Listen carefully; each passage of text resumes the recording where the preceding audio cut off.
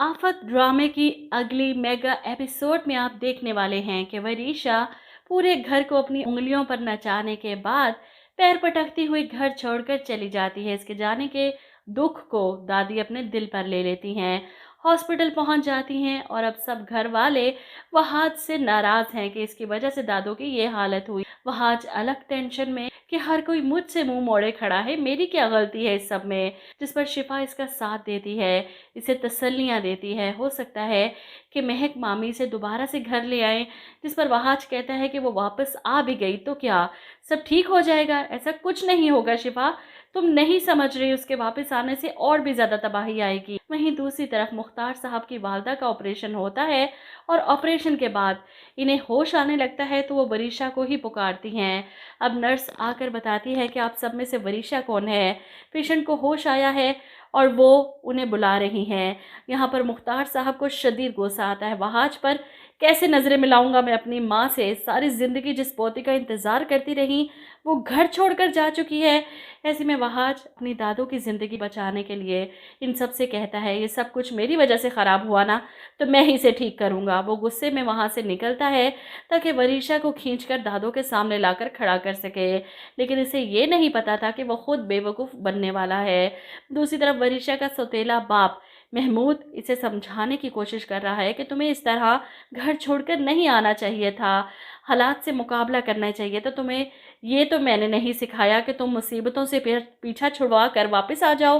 वो इसे emotional blackmail करने की कोशिश करता है। इस पर वरीशा कहती है मैं सिर्फ एक शर्त पर वापस जाऊंगी, अगर वहाज यहाँ आएगा और आकर मुझसे माफ़ी मांगेगा। ये सुनकर तो महक परेशान हो जाती है, तुम्हें क्यों नहीं समझ आ रही, उस घर से कोई नहीं आएगा तुम्हें मनाने के लिए, वहाज तो बड़ी दूर की बात है।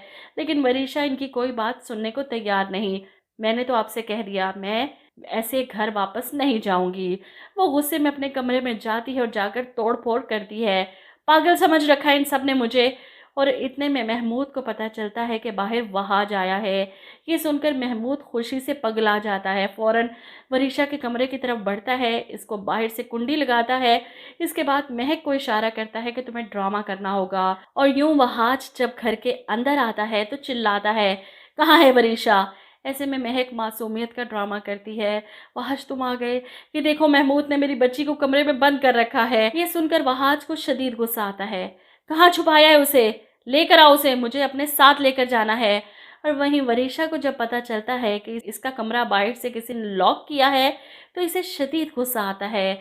वो आवाज़ें देती है ममा, और ऐसे में वहाज की आवाज़ उसके कानों में पड़ती है तो फौरन से ड्रामा करती है, दरवाज़ा खोलो।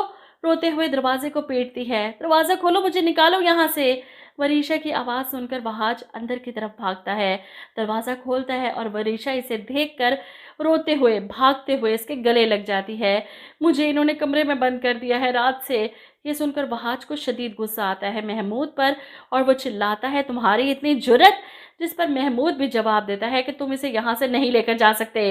यहाँ पर वहाज चिल्लाता है आज मैं तुम्हारी आंखों के सामने तुम्हारे घर में खड़ा होकर वरीशा का हाथ थाम कर इसे यहाँ से लेकर जा रहा हूँ। और पीछे खड़ी वरीशा तो शैतानी मुस्कुराहट से अपने बाप को देख रही है कि इनका खेल तो कामयाब हो गया।